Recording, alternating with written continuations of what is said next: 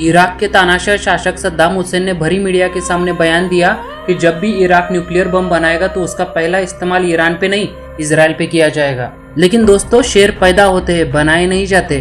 तारीख 7 जून 1981 शाम के 6:35 हुए थे। सूरज हर रोज की तरह विदाई ले रहा था, लेकिन अभी तक अंधेरा नहीं पड़ा था। संडे होने के कारण इराक के लोग टहलने के लिए घर से बाहर गए थे। कुछ लोग अपने घरों की तरफ वापस आ रहे थे, तभी उन्होंने एक के बाद एक जोरदार धमाकों की आवाज सुनी। लोग इधर उधर भागने लगे। ऐसा क्या हुआ था जिससे इराकी लोगों समेत तानाशाह सद्दाम हुसैन बिल में छिप गए? दोस्तों, चलिए जानते हैं मोसाद की सबसे दबंग सर्जिकल स्ट्राइक ऑपरेशन ओपेरा की पूरी कहानी। 14 मई 1948 को इजराइल की स्थापना होने के बाद से इजराइल और फ्रांस के मैत्रीपूर्ण संबंध रहे थे। 1967 तक इजराइल के सारे वेपन्स फ्रांस से आते थे, लेकिन 1967 को एक ऐसी घटना घटी जिससे इन देशों के बीच न सिर्फ दरार आई बल्कि एक दूसरे के दुश्मन बन गए। 1967 को इजराइल ने फ्रांस से दिए हुए वेपन्स का इस्तेमाल करके 6 डे वॉर में न सिर्फ 6 देशों को 6 दिन में हराया बल्कि गाजा पट्टी समेत सिनाई पेनिनसुला पर कब्जा किया। अरब राष्ट्रों की ऐसी धुलाई और बेइज्जती इससे पहले कभी नहीं हुई थी।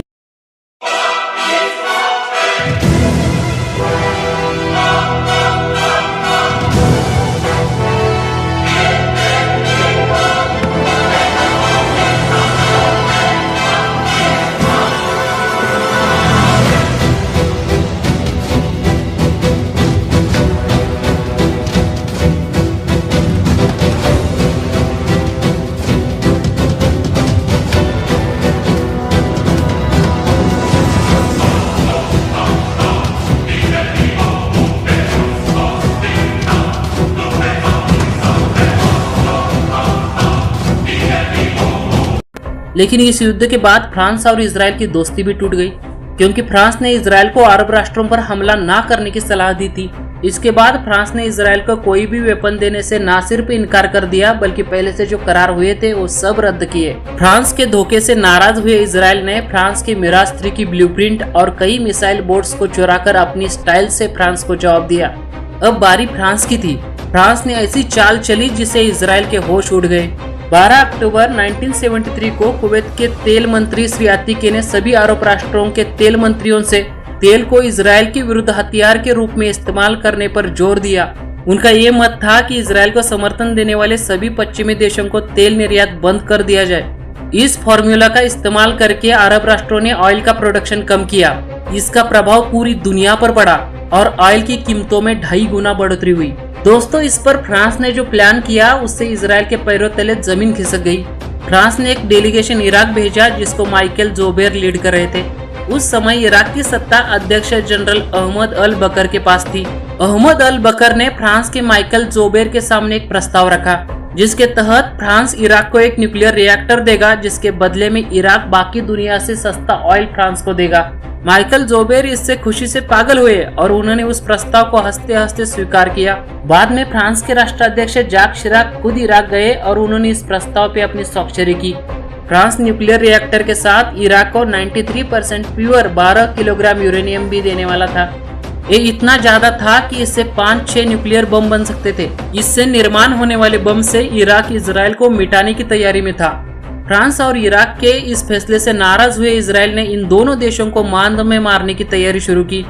इजराइल ने अपना पहला दाव चलते हुए अपना सबसे भरोसेमंद और खूंखार वेपन मोसाद को मैदान में उतार दिया। मोसाद के कई एजेंट्स फ्रांस में घुस गए और उन्होंने इस बात का पता लगाया कि फ्रांस तुलन बंदरगाह में खुफिया तरीके से इराक में लगने वाले न्यूक्लियर रिएक्टर के लिए पार्ट्स बना रहा है। फ्रांस ने इन पार्ट्स को तुलन बंदरगाह से मार्सेलस बंदरगाह पे पहुंचा दिया। वहां से वो सीधे इराक को पहुंचने वाले थे। दोस्तों, ये इतना आसान बिल्कुल नहीं था, क्योंकि मोसाद ने एक बार ठान लिया तो वो कुछ भी कर सकते हैं। मोसाद ने मार्सेलस बंदरगाह पे रखे हुए पार्ट्स को बम से उड़ा दिया। फ्रांस को कुछ समझ आता उसके पहले ही मोसाद के एजेंट्स अपने देश लौट गए। मोसाद के इस ऑपरेशन से इराक का न्यूक्लियर बम बनाने का सपना कुछ साल के लिए पोस्टपोन हो गया। दोस्तों, मोसाद यहाँ पे चुप नहीं बैठा। उसने न्यूक्लियर साइंटिस्ट प्रोफेसर याहिया अल मेशाद की पेरिस के मेरिडियन होटल में हत्या करवाई। याहिया अल मेशाद इराक के न्यूक्लियर प्लांट में काम कर रहे थे, लेकिन इसके बाद फ्रांस ने बेहद खुफिया तरीके से न्यूक्लियर प्लांट के लिए लगने वाले पार्ट्स इराक तक पहुंचाए। दोस्तों, अब इराक बड़ी छलांग लगाने के चक्कर में था।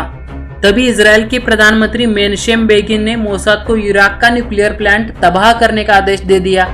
दोस्तों, मोसाद ने ऑपरेशन ओपेरा लॉन्च किया, लेकिन मोसाद के सामने 3 समस्याएं चट्टान बनकर उभरी थी। उनमें से पहली थी इजराइल के चारों ओर दुश्मन देश हैं। इजराइल को इराक तक पहुंचने में सऊदी अरब, जॉर्डन और सीरिया की हवाई सीमा से जाना पड़ेगा। दूसरी समस्या थी, अगर इन देशों के रडार में इजराइल के प्लेन आएंगे तो ये देश तुरंत इराक को बता देंगे और ऑपरेशन ओपेरा फेल हो जाएगा।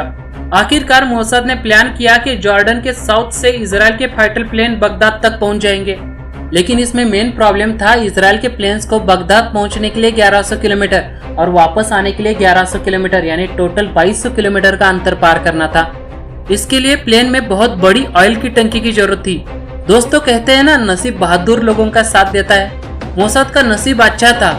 साल 1979 को ईरान में अयतुल्ला खामेनी के नेतृत्व में इस्लामिक क्रांति ने अमेरिका के एक प्रमुख सहयोगी ईरान के शाह को पद से हटा दिया। अमेरिका ने ईरान को दिए जाने वाले फाइटर प्लेन्स का सौदा अपनी तरफ से रद्द किया और 76 अत्याधुनिक F-16 लड़ाकू जेट इजराइल को देने की पेशकश की। दोस्तों, इजराइल ने इसे दिल से स्वीकार किया। तभी 22 सितंबर 1980 को ईरान इराक युद्ध शुरू हुआ और ऑपरेशन स्क्वाड के तहत ईरान ने ओसारिक प्लांट पर हवाई हमला किया था, लेकिन भट्टी में परमाणु पदार्थ होने की आशंका से उन्होंने पूरी तबाही नहीं मचाई। दोस्तों, मोसाद की चीफ यहोशुआ सग्गू ने सार्वजनिक रूप से ईरानियों को भट्टी पर बमबारी करने का आग्रह किया था। आगे चलकर ईरान और इजराइल ने इस कार्य के लिए हाथ मिला लिए। ईरान ने इजराइल को ओसारिक प्लांट के फोटो दिए, जिसकी मदद से मोसाद ऑपरेशन ओपेरा की तैयारी में जुट गया। दोस्तों, मोसाद ने ऑपरेशन ओपेरा के लिए 7 जून 1981 तारीख तय की। उससे 2 दिन पहले 5 तारीख को प्रधानमंत्री मेनशेम बेगिन ने इस ऑपरेशन के लिए हरी झंडी दिखाई। तारीख 7 जून 1981 इजराइल के तबाह अंतर्राष्ट्रीय हवाई अड्डे से 8 F-16 और 6 F-15 फाइटर प्लेन ने उड़ान भरी। हर F-16 में 1-1 टन के 2 मार्क 84 बम लोड किए थे। मतलब 8 F-16 में 16 मार्क 84 बम लोड किए थे।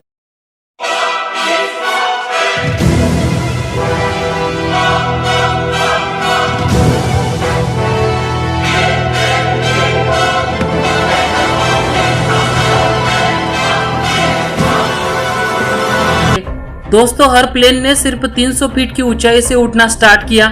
ऐसा इसलिए किया क्योंकि 300 फीट की ऊंचाई से उठने वाली चीजें रडार के पकड़ में नहीं आती। जॉर्डन के क्षेत्र में इजराइल के फाइटर प्लेन आते ही प्लेन के क्रू मेंबर्स ने एक अद्भुत खेल खेला। उन्होंने अरबी भाषा में बोलना स्टार्ट किया कि ये सभी प्लेन सऊदी अरब के हैं जो अभ्यास करते हुए रास्ता खो गए हैं। दोस्तों, जॉर्डन का ऐसा ही लगा कि सऊदी अरब के प्लेन्स गलती से रास्ता खो गए हैं और हमारे हवाई क्षेत्र में घुस आए हैं। और जब इजराइल के प्लेन सऊदी अरब के ऊपर से उठने लगे तो उन्होंने जॉर्डन की भाषा में ये बोलना स्टार्ट किया कि ये सभी प्लेन जॉर्डन के हैं और गलती से रास्ता खो गए हैं और सऊदी अरब के क्षेत्र में आ गए हैं। दोस्तों, ऐसी अद्भुत आइडिया का इस्तेमाल करके 8 F-16 और 6 F-15 प्लेन्स इराक के हवाई क्षेत्र में घुस गए। जिसका इंतजार इजराइल सालों से कर रहा था, वो पल आ चुका था। इजराइल के फाइटर प्लेन्स को ओसारिक न्यूक्लियर प्लांट साफ साफ दिख रहा था। दोस्तों, अब तक 300 फीट की ऊंचाई से उड़ने वाले 8 F-16 और 6 F-15 ने सीधा ऊपर की ओर उड़ना स्टार्ट किया। 8000 फीट की ऊंचाई पे जाते ही 6 F-15 फाइटर प्लेन्स ने ओसारिक प्लांट के ऊपर गोल गोल घूमना स्टार्ट किया। ऐसा इसलिए किया ताकि इराक का कोई फाइटर प्लेन आया तो उसकी फाइल निपटा सके। दोस्तों, पश्चिम की ओर सूरज अपनी विदाई ले रहा था। उसी वक्त 8 F-16 ने अपनी मातृभूमि को आखिरी नमन करने के लिए पहले पश्चिमी दिशा का रुख किया। उसके बाद वो पूरब की तरफ 8000 फीट ऊंचाई पे गए और देखते ही देखते उन्होंने 45 डिग्री का एंगल बना के नीचे की तरफ डाइव लगाना स्टार्ट किया। ओसारिक प्लांट के ऊपर आते ही पहले फाइटर प्लेन ने 1-1 टन के 2 मार्क 84 बम डाल दिए, जिससे ओसारिक न्यूक्लियर प्लांट का सुरक्षा कवच तबाह हो गया। उसके बाद बाकी 7 F-16 प्लेन्स ने 14 मार्क 84 बम गिराए। ओसारिक न्यूक्लियर प्लांट पूरी तरह से तबाह करने के बाद 8 F-16 और 6 F-15 प्लेन्स ने ऊपर की ओर उड़ना स्टार्ट किया और देखते ही देखते 9-11 हो गए। दोस्तों, इस ऑपरेशन के बाद दुनिया भर के मीडिया में इजराइल के इस दबंग ऑपरेशन की चर्चाएं होने लगी, क्योंकि तब तक ऐसा खतरनाक ऑपरेशन पूरी दुनिया के इतिहास में कभी नहीं हुआ था। दोस्तों, इस ऑपरेशन में ओसारिक प्लांट के साथ कुल 10 इराकी सैनिक और एक फ्रांसीसी नागरिक मारे गए। दोस्तों, आज के लिए इतना ही। दोस्तों, इस वीडियो को एक लाइक तो बनती है। इस वीडियो को ज्यादा से ज्यादा शेयर कीजिए ताकि हर हिंदुस्तानी तक ये जानकारी पहुंच जाए और नए हो तो चैनल को जरूर सब्सक्राइब करना और उस घंटी को भी जरूर दबाना ताकि आपको आगे आने वाली वीडियोस की नोटिफिकेशन आ जाए।